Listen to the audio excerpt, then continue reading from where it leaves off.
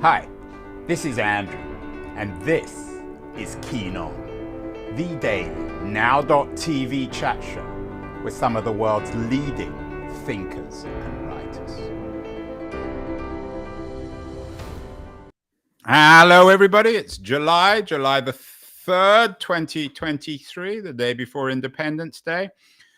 My guess is July is going to turn out to be the month of Robert Oppenheimer, the great American theoretical physicist. The movie's coming out later this month. I'm really excited, actually, about seeing it. It's Christopher Nolan's movie.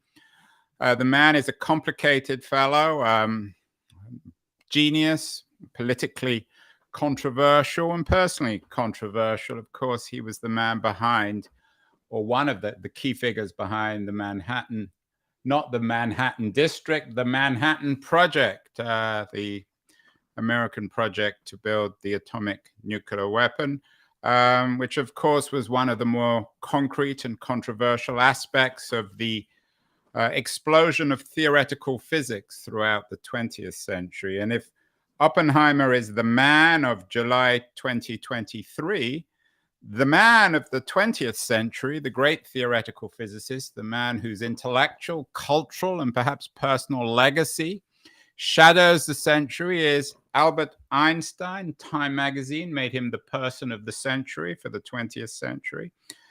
And as Time said, when they awarded him this remarkable tribute, Einstein's ideas lay over everything. He was in many ways the equivalent of Darwin.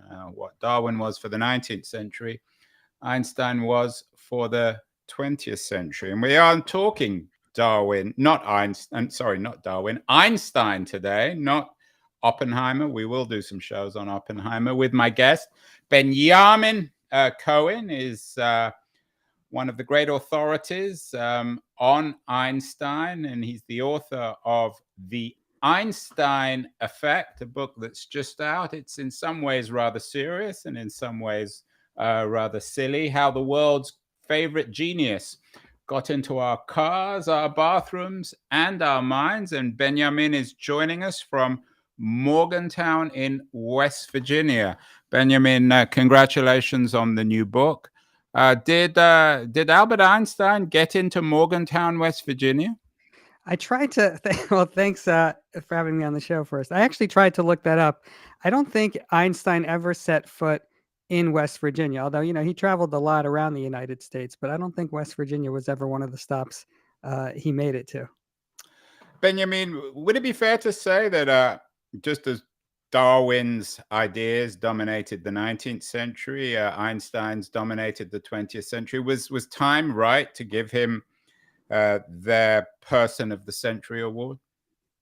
I mean, I guess you could say I'm biased, but I certainly think so. I mean, he beat out, Gandhi, Princess Diana, the Beatles, Martin Luther King, John F. Adolf Kennedy. Hitler, Joseph Stalin.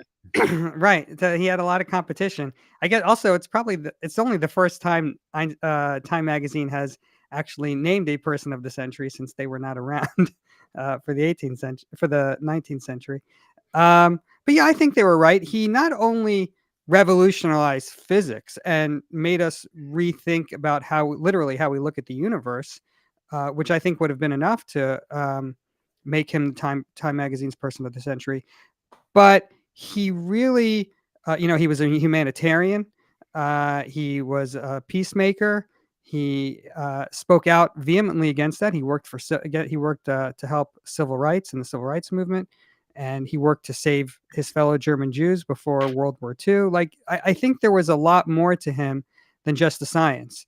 And if you think about it, you speak to any kid today, say, name the first scientist you can think of, or name a genius, the prototypical genius. Everyone's going to say Einstein.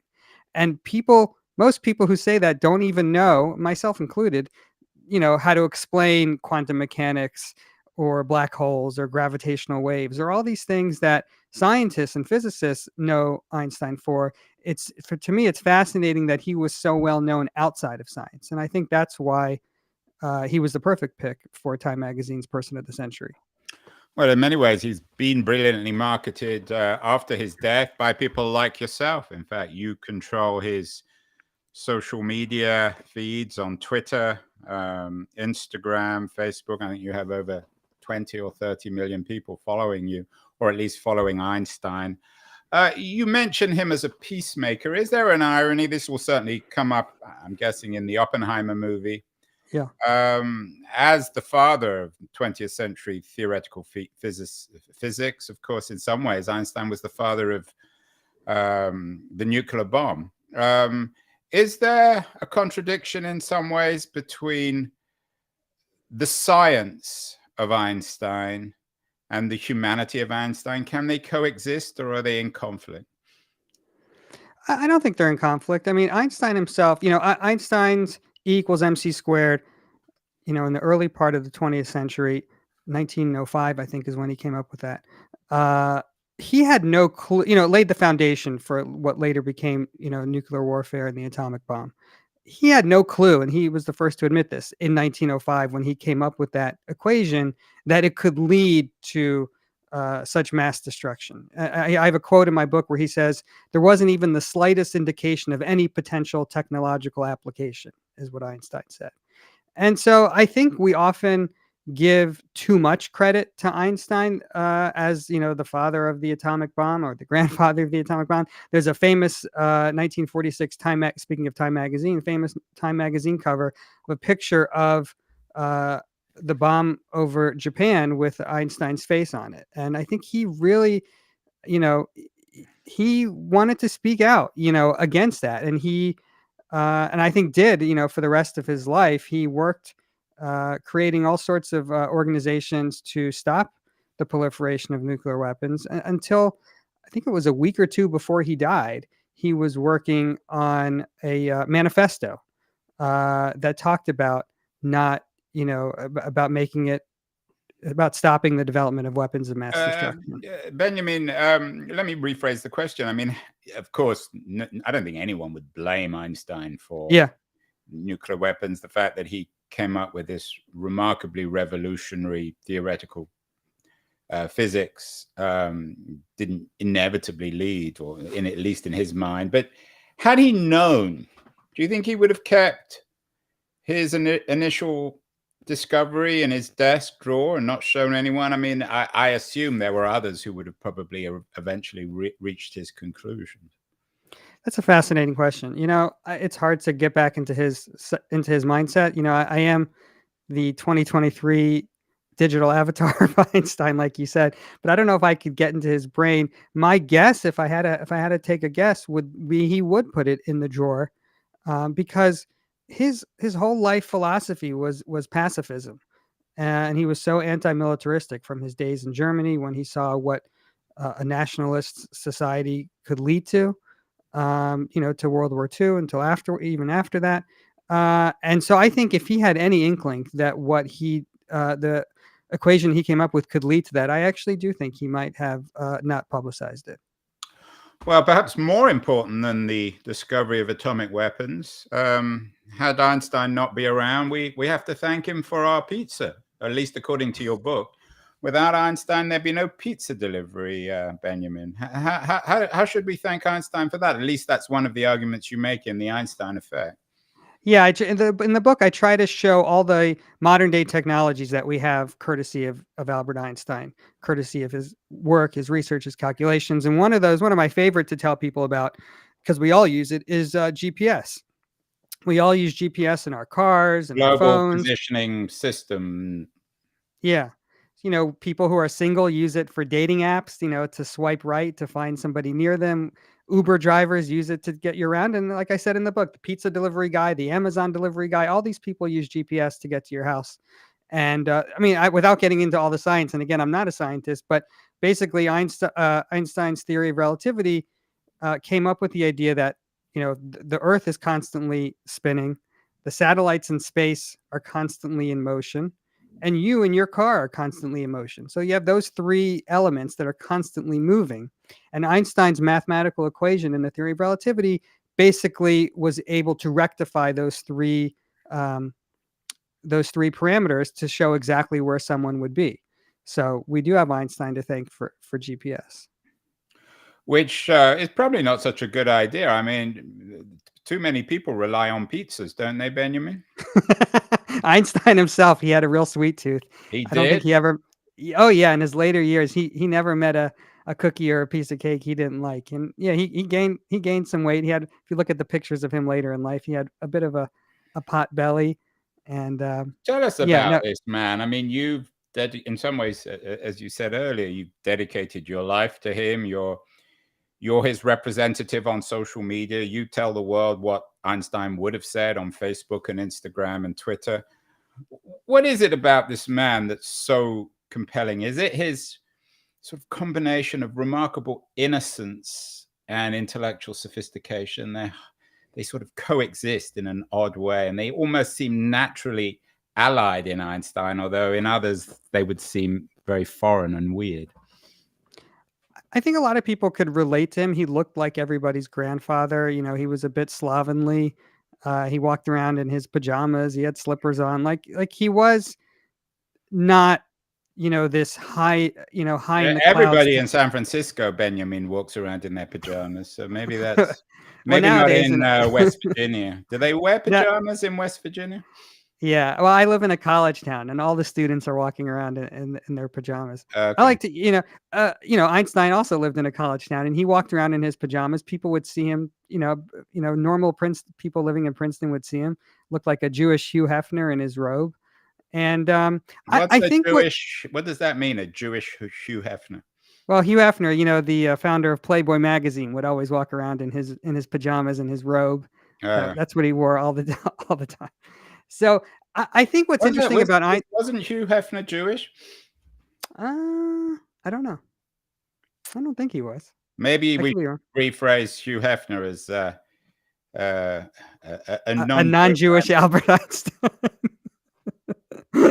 I think what's fascinating about Einstein, to get back to your question, was he came about, he was the first, what I like to call the first modern day celebrity. What we would call, Taylor Swift or Beyonce or Brad Pitt, or the Kardashians. People were literally, paparazzi were chasing him down the street, taking his picture. And he came about at this intersection in history where you had radio was popular, TV was just coming online, newspapers were popular. And so he was able to, he was, I think he was the most famous person of his era. Like everybody in the world. I mean, what era would you describe him? I mean, was he more famous than FDR? I would say, I think around the world he was more famous. I mean, there's stories in my book and in other books where he would travel. He went to Japan, and he, in 1922, he stepped out onto the balcony of his hotel, and there were tens of thousands of people, throngs of people, just yelling up at the balcony trying to get his attention. I think, yeah, he was famous wherever he went, and I think that's what's also fascinating about Einstein is that no matter where you live, no matter your geography, no matter your age, young, old, Republican, Democrat, right, left, I think everybody has some affinity for Albert Einstein. Nowadays marketers have this Q score they call, different celebrities have different Q scores. And that basically means, how much the public likes them at any given moment. And I think if Albert Einstein were alive today, I think he'd have a very high Q score. Einstein has more. Book, Benjamin, Yeah. was entitled "My Jesus Year." A rabbi's son wanders the Bible Belt in search of his own faith. Is Einstein the equivalent of Jesus for the 20th century? After all, Jesus is famous too, and everyone's Jesus sort of conforms to what they want him to be. He's certainly a very plastic figure. Is Einstein equally plastic? Do we use him to suit our own ideologies and aspirations? I think so. I mean, I think that's a good metaphor. I don't know if people worshipped him, but Einstein was deemed a holy man. He was, in a certain sense, a new messiah. His quotations were cited like proverbs. So I think, in a certain sense, he did fill that void a little bit. And he himself was not a religious person, but I think he was a very spiritual person. He saw God in everything he did. And is it your job, in a sense, then, to save Einstein from the Einstein industry? You had an interesting piece in the New York Times last month. Einstein and a Theory of Disinformation. You correct Ivanka Trump, who misquoted Einstein. Do you see yourself as a protector of the truth of the Einstein legacy, the Einstein effect? Absolutely. Absolutely. I think that's probably my primary role in managing Einstein's social media is to protect his legacy, to preserve his legacy, and to teach a new generation about Einstein. I do, as you see with that example with Ivanka Trump, she misquoted Einstein and shared it with her millions of Twitter followers, and we, as quickly as we could, corrected her online. There are so many fake Einstein quotes out there, but also people are using Einstein for things that that are not, I don't think he would like, and they're not legally allowed either. There's a famous story in 2009. I think People magazines had their sexiest man of the year issue. I think Johnny Depp was on the cover, and inside General Motors had a advertisement for a new truck, and they had photoshopped a shirtless man with a lot of muscles, ripped muscles, and Einstein's head on top of that body. And they were saying something like, cars can be sexy too, or something like that. And they had Einstein's head on there, and the Albert Einstein estate sued General Motors for that ad. I think they eventually settled out of court, but there are a lot of people, it's a full-time job for the Albert Einstein estate to make sure his image is not being used by people who are not allowed to use his image. So, how did you? It's fascinating. Your story is fascinating. How did you get to control or write Einstein's social media presence? As I said, from Instagram, Yeah, I would say manage. He has 1 million followers. Facebook, where he has 20 million, Twitter, where he has almost 800,000. Who allowed you, Benjamin, to become the face or the voice of Albert Einstein in social media? Yeah, so I mean, the story goes back. I'm a journalist. I've always had a fascination with Einstein ever since I was in college in my 20s. I read a book about Einstein, about the doctor who performed Einstein's autopsy, cut open Einstein's head and stole his brain. Many people don't know that. When we're taught about Einstein in school, we're taught about, all the Nobel Prize and the wild hair and the theory of relativity, but we're not taught about this crazy but true story of a doctor who stole Einstein's brain. I like to call it the greatest heist of the 20th century. Nobody really knows about that.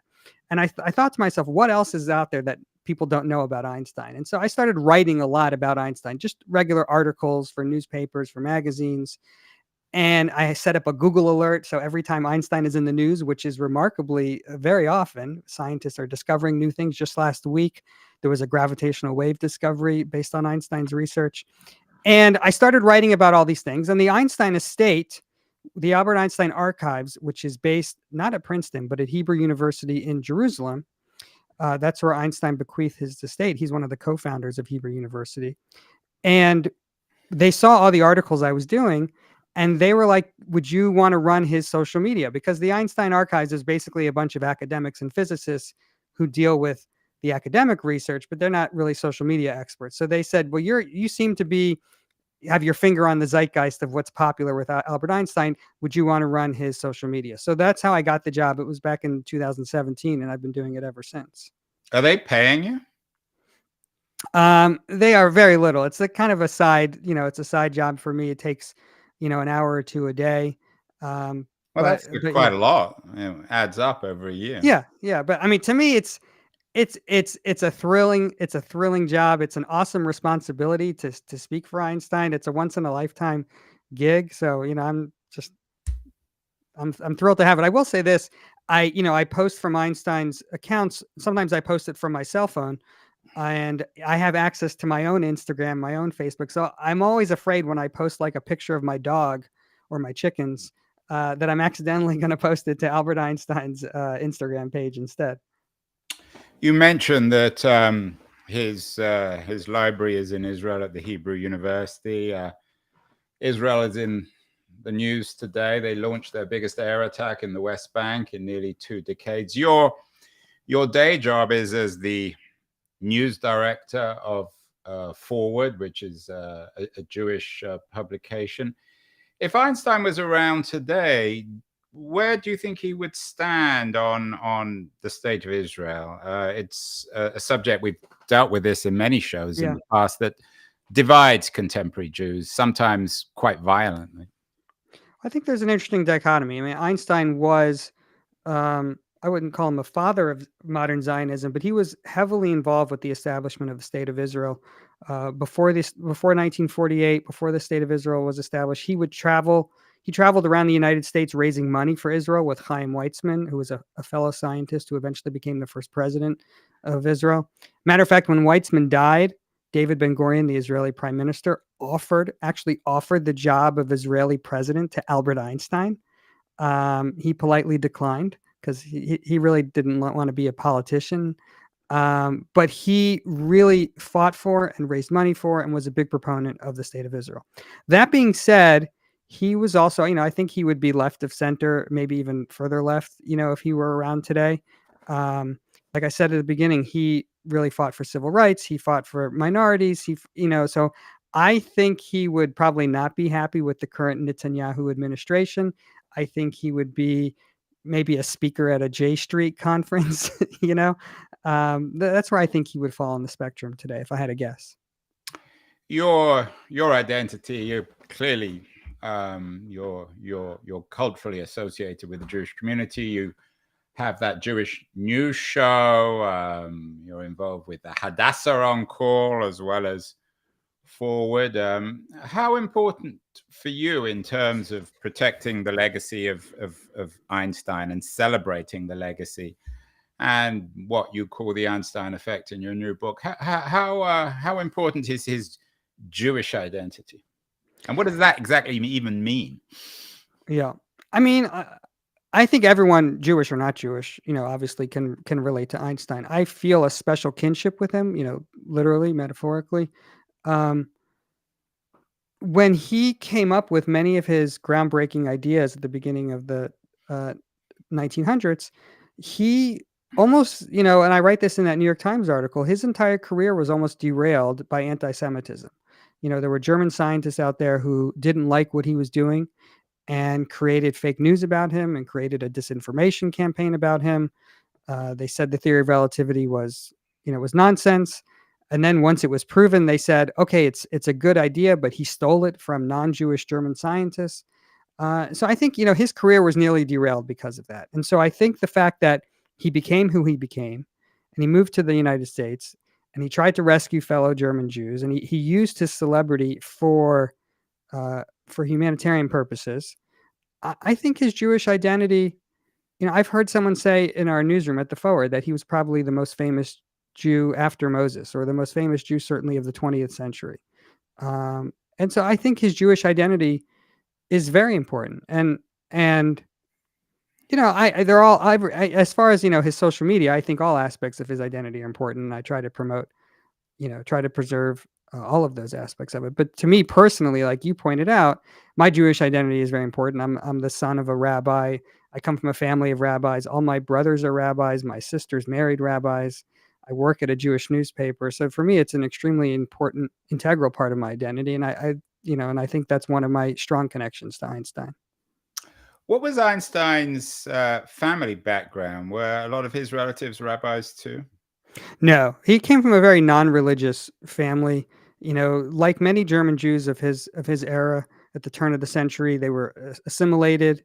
They didn't go to synagogue that often. I think his faith and his religion became much more important to him once he moved to the United States, once he immigrated, and Hitler took power. And I think that kind of shifted everything for him and many Jews around the world to take pride in their Judaism, to speak out about their Judaism. And like I said, he was very involved with the founding of the state of Israel. That's why he left his estate to the Hebrew University. I mean, he wanted them, even today when somebody buys a coffee mug with Einstein's face on it or a T-shirt with Einstein's face on it, the Hebrew University gets a few shekels every single time. And he wanted to make sure that happened. Do you think there's a danger with Einstein's clear genius intelligence and his ubiquity that he might also be almost like an invention for anti-Semites who will point to someone like him and say, look how influential and dangerous the Jews are. They invented the bomb and they profited from it. Sure. I mean, I think anti-Semites are going to find whatever kind of, you know, whatever, whoever they want to find. They can put anybody on that pedestal, whether it's Einstein or I'm the not sure if it's a Rothschild, pedestal, but yeah, I take your point. Einstein or the Rothschilds, or whoever is, whoever is in politics right now. I don't think they have a hard time finding somebody. I don't think you need an Einstein as as your pillar of someone to say, oh, that's who, that's. I think there's plenty of Jewish bankers and and other things that people can point to. So I'm not sure if Einstein is that person for them. What is it about the Jews, Benjamin, and theoretical physics? Oppenheimer, of course, Mhm. was Jewish, although I think of a much more secular bent than Einstein. The father of the H-bomb, Edward Teller, was a Hungarian Jew. Johann Neumann, the inventor of the digital technology, the digital revolution, perhaps the most influential scientist after Einstein of the 20th century, invented the modern computer, was Jewish.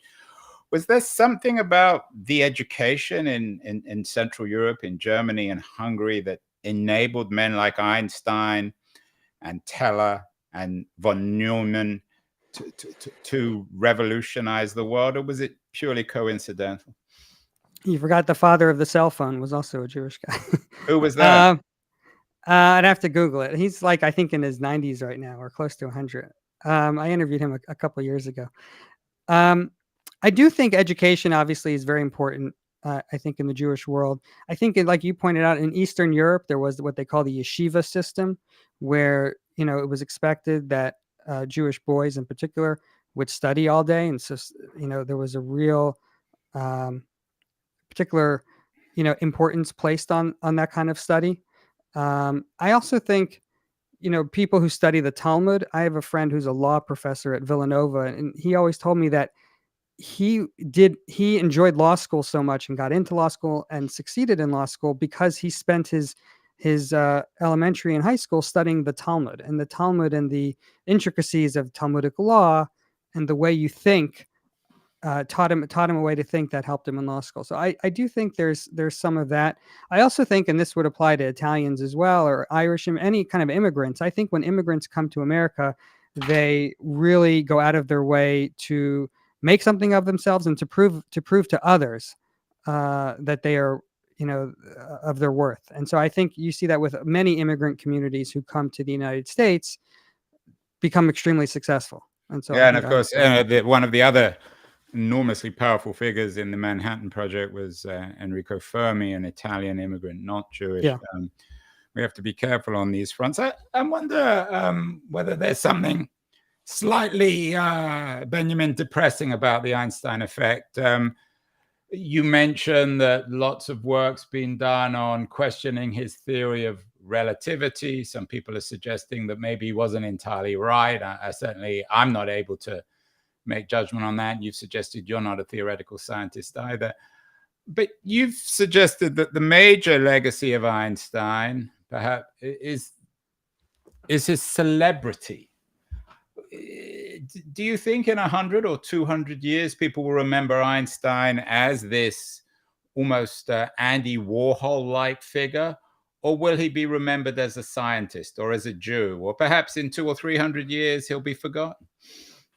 I don't think he'll be forgotten. I mean, we're still talking about Galileo and Shakespeare and Darwin. I mean, I think we're still talking about those kinds of figures, and I think Einstein is in that pantheon.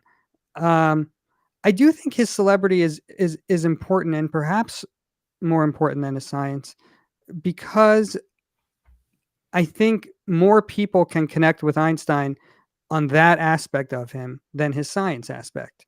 I've read dozens of Einstein books, while researching my own book. And, I only understood half of what the book was saying. They're just extremely complicated topics. And so I think, and I look at it as my job, is to show people how Einstein is relevant, even if you're not a scientist. And so, to me, it's great that they're following Einstein, instead of, if they're doing it instead of following a modern day celebrity, or to, so I think Einstein has a lot to say to people on so many different topics. Yeah, but I'm not. And I have to admit, I'm not convinced. I mean, comparing him to the Kardashians is dragging him down into the gutter. These people have achieved nothing except the cult of celebrity.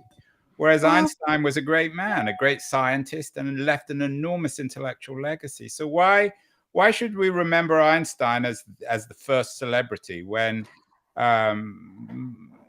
he probably would be at most ambivalent about that? oh, he would be more than ambivalent about it. He did not like being a celebrity. The only thing he liked about it was that he could use it to promote social causes that he wanted to promote. But what I'm saying is, I don't think it's a binary choice. It's not a scientist, a Nobel Prize winner, or a celebrity. I think you can be both, and I think it's important to be both for scientists to be out in the world, to be talking to mass audiences, to be talking to non-scientists. I think that's extremely important. Yeah, so I don't look at it as a binary choice at all.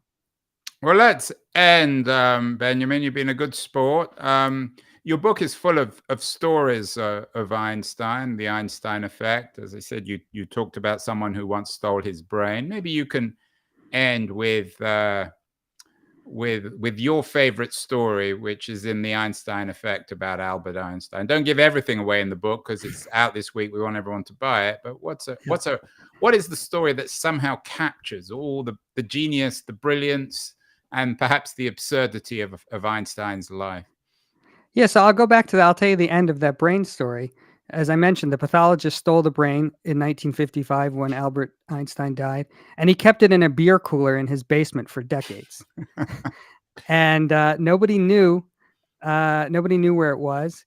And then he died in 2007, this pathologist. And certainly then nobody knew where it was. And it's been, I think 15 years. I actually tracked it down. I wrote about it in my book. I found out where the brain is now, and I actually got to hold the jars of where his brain is right now. And it was that was a real spiritual experience, holding Albert Einstein's brain in my hands. I bet it was really heavy. Was it? Big brain Albert? Yeah, well, that was, that's why the guy stole the brain. He really wanted to research it to see if it was unique in any special way. And it's hard to tell because it's a chicken and the egg conundrum. It's like, was he born with this special brain, or did his intellect make this special brain? And we don't know the answer to that. But finding this brain, which was what initially started my journey and obsession with Albert Einstein, finding the brain, holding the brain. And you think about it, yes, it is the last physical vestige of Albert Einstein. But it's also what his brain represents. And this is what we've been talking about during this whole show, is his brain is more than just science and intellect and wisdom, but it's so many people look to him as a source of inspiration, whether you're a scientist or a non-scientist. And so to be in such close proximity to the brain, which was, the source of all of that, to me was probably the most, the most compelling part of the whole journey for me. Maybe there is something of Jesus in Einstein. We kept his brain. Others, followers of Jesus, kept his clothing. Benjamin, you control.